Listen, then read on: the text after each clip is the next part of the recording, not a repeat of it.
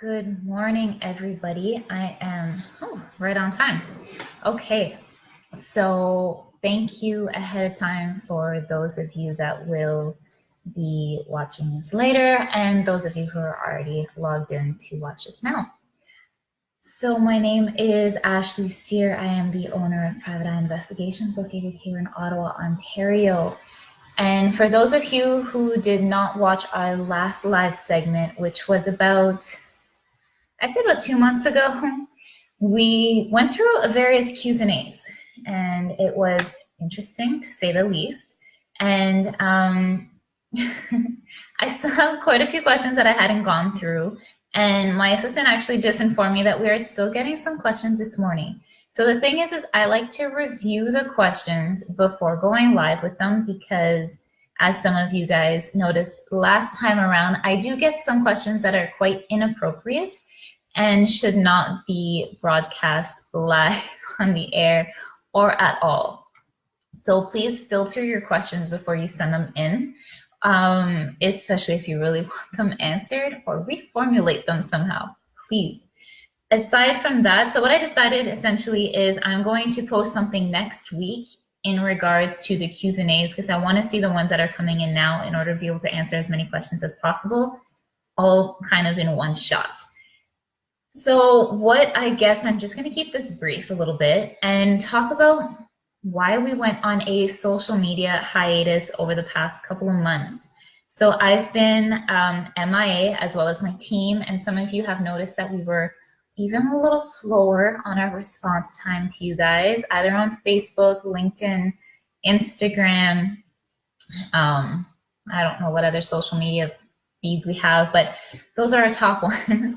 And essentially the reason why is because we've been extremely busy. And for the first time also in 4 years, I decided to take time off. So that kind of puts everything into perspective. But what we did over the summer is start a pilot project, as well as a couple other projects that you'll learn through in a couple of months, because I can't talk about them yet. But the pilot project I want to explain to you guys now will have an impact on just about all of you, if you want it to anyways. Okay, so essentially, that's what we did over the summer. We just worked our butts off, tried to enjoy the beautiful heat that we had, and just kind of make things happen. So now, in regards to your lives, it's August. It's nearing the end of August, unfortunately, and it sucks to say, but it's kind of an exciting time of year because kids are going back to school, right? It sucks for traffic and the yellow buses and the fact that it's getting colder outside and winter is coming. All of that kind of stuff kind of sucks. But everything else is fun because they're back at school. The streets are quieter during the days. You don't have to worry about daycare. Don't have to worry about any of that kind of stuff. That being said, with the school starting, you are now shopping for kids' supplies. You are shopping for new clothes, new shoes. And nowadays, a lot of the schools recommend or even require for your kids to have either a laptop or an iPad type mini computer that your kids can work from either from home or in class. So for those lucky kids that get their either first iPad, first laptop, or even their first cell phone, this is kind of where our pilot project works alongside, I guess. I'm not even sure how to say that. So what we do now, or what we've been doing, is for the past couple of years, we've had the Parental Security Awareness course as well as the Children's Cybersecurity Awareness course. And for the hundreds of people that have taken our course, we've had nothing but incredible feedback and just people recommending us to other groups and having school call us to come, have us go in and do a little bit of a presentation. But one thing that we've realized is kids tend to be more open to us when it's much smaller groups. So our pilot project that we did this summer and that we're going to be going through and making it official now that we know it works is a one-on-one type situation, except for a family group. So you can have us come into your home and we will sit down with your kids. You can have one, like you can have four. The price doesn't change, the time doesn't change. It really doesn't matter to us how many kids you have. But, you know, if you've got a lot more than five, let's talk about this. But we sit down with your kids and we go through what it means to be a responsible individual with technology nowadays. So it's not just sitting there and teaching them what Facebook's about, what Twitter's about, what Snapchat's about, or the newest, you know, games or like Fortnite and stuff like that. We're not there to teach them that. We're there to open a dialogue with them and have them understand what it means, you know, if you're cyberbullied, what it means if you are a bully, what it means if you create an account on Tinder underage, not only the consequences for the minor, but do they understand what it implies for the consequences for the adults involved? Also, what it means using your parents' credit cards online, what identity theft is, what catfishing is. We really go through everything so that they understand what the statistics are, what the dangers are, the risks, and also what the consequences could be for just about any action they decide to take online. And we open the hard truth about the fact that regardless what they think, everything you put online is permanent. You can't delete your history regardless how much you want to. We can find it if we want to. So we open that dialogue for the parents and the families. To make it easier on the kids, what we do is we ask for the parents to kind of step aside, go in another room, keep busy, leave. It doesn't matter. We want that time with their children to interact, for them to feel comfortable with us, to them open up to us, because it can be scary to be honest in front of your children, especially within that age group. It can be terrifying. Your parents can look at you bad, they can get upset, they can be shocked, sometimes they'll deny it, whatever the case may be. So this puts them in a comfortable situation, a comfortable setting, and then we do debrief the parents afterwards about what happened. So one thing that we've realized is when we do the larger groups, we have a lot of, you know, kind of banter back and forth about the kids, and they teach us sometimes about new applications that have just come out that we've never heard about, and it's kind of nice that way, but nobody is fully open about what they actually do online or what they've witnessed online. So what I've noticed since is when we have the one-on-one discussions with the kids, you know, like the families and such, or just one child, is they're open to us about whether or not they've been cyberbullied or whether or not they are the bully online. So for the cyberbullying, you know, sometimes they tell us that they don't want to tell their parents or they don't want to tell their teachers because they don't want to be, you know, a tattletale, or they're afraid of the more consequences like getting beaten up or it turning from cyber to real life. And that could happen really fast on a school ground. And on the other spectrum, which shocks us at first when we hear it, but kids can be very honest if they want to be. And we have kids that are open about the fact that they are the bully. They are the ones, you know, pushing other kids to do something they don't want to do or feel a way that they shouldn't feel. And in hindsight, sometimes it's because they're not happy with their own life and they explain that to us, or they feel peer pressure from their friends at school that are also bullies. So they feel they need to hate or to, I don't know, push another kid that their friends are pushing as well. So we are able to kind of open that dialogue between the children and the parents before we leave so that everybody's on the same page and they're able to come to a resolution with this. They're able to help each other out. And also it helps the parents because a lot of times parents are like this. What they don't see, I will. So what they don't see and don't hear about, they ignore. You know, you don't want to know that your kid is being cyberbullied. You don't want to know that your kid is the one bullying the other kids. You don't want to know that your kid is creating fake accounts underage on dating sites or using your credit card to purchase whatever it is.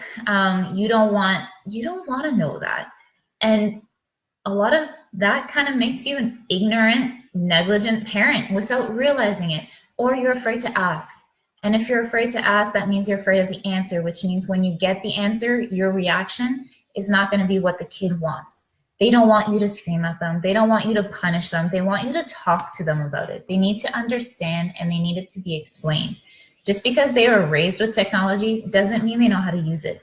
And it definitely does not mean that they know the consequences to their actions when they do something that just shouldn't be done. There are applications just for bullying, which is absolutely absurd. There are games for that as well. There's the challenges, which I'm sure you've all heard of, like the Tide Pod Challenge, for example, and whatever else is out there. There's about a new one every couple of weeks. Are your kids the type of kids to try it? You'd say no. You'd say, no, my kid would never, until you come home and find something. So you really need to make sure that you're aware of what's going on, that your kids are aware. And anyway, so this pilot project made it go from big courses to one-on-one sessions and really have your kids open up with us, have that conversation with us. And it starts the dialogue between you guys and your kids with a professional in the middle that's able to kind of help you guys understand everything. We leave pamphlets with you guys, information with you guys, and the parents, we do have a little debrief with you on what the next steps could be if there are any to be done, and also what you can install in order to monitor the computers that your kids are using, the phones that they're using, your iPads and all that kind of stuff, kind of just keep them safe. And this could be as young as our youngest student, I guess that I could say, was 6 years old, and they already had their own iPad. So really, that shouldn't shock us anymore because we see it all the time when we go out and about. Kids use their parents, and if they break it or so on and so forth, parents just end up buying their kids their own. So if you want to kind of see what it costs to have us come in and do that, or how much time it would take, or if you want us to, maybe get you and your friends' kids together, we can arrange any of that. It's nice, small sessions in your home, which makes it comfortable, easy for the kids. They can show us their computer. They can show us the applications they use. We really keep it comfortable for all of them. Thank you, Michelle. I completely agree with you. So Michelle says that there's many parents that are oblivious and naive. I agree with that, and I actually just recently said that I believe they are way too many people that are negligent towards their kids and ignorant to the fact that there are a lot of dangers and risks associated to everything that we are talking about. And it's true, more people need to talk about this, and it's really a shame that there's not more in our city for this and for the kids. They kind of just assume that parents will learn on their own or open that conversation. But the thing is, kids don't want to talk about this with their parents.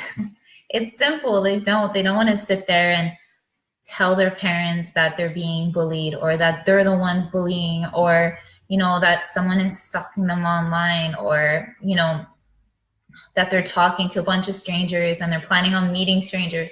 No, instead they'll tell you that they're going to Tiffany's house or to the movies with Sarah. So I completely agree with you, Michelle. We need to open this conversation. We need to be honest about what is going on. And the statistics nowadays are scary. They're terrifying, of the abduction rate, the predator rate, how easy it is now. You see a 13-year-old girl online, yet they look 25. It wasn't like that back in our day. Facebook wasn't what it was. We didn't have Instagram. We didn't have Twitter or Snapchat and all that kind of stuff. So now that the kids have access to all of this that are and should be made for adults, let's be honest, they're taking advantage of it. And I think that parents need to be aware of that, need to, put aside the fact that they believe their kids are angels and would never do that, because chances are, if you neglect the fact that your child is capable and willing to do something of any extreme, whether it's do one of the challenges they see online, or whether it's, be subject to bullying or be a bully themselves, or steal your credit card, or go meet a stranger that they met online. If you honestly think your kid would never do any of that, the chances of your child being one of the following statistics are much higher. Don't be afraid to open the conversation, and don't be afraid to have us do that, have that conversation with your kids. It's what we're trained at. We're professionals at it. We work with this every day. We see the horrific things that it can do. It's really unfortunate. We have lots of cases where kids go missing. We have lots of cases where predators are involved, where hackers are involved, where people's phones are being tracked. Their cameras on their webcams are watching them from inside. It's disgusting. And we just want to make sure that our kids are safe. And why not do that now when school is about to start, when you're out shopping and getting the pens and pencils and notebooks and the new laptop and the new telephone and the new iPad? Why not make sure that you install the proper programs on those devices now, so that you can also monitor from the safety of, when you're at work, or the safety of your own home, to make sure that your kids are indeed safe as well using these devices when they're not home. So that's pretty much it. I kind of went on a rant there. I apologize.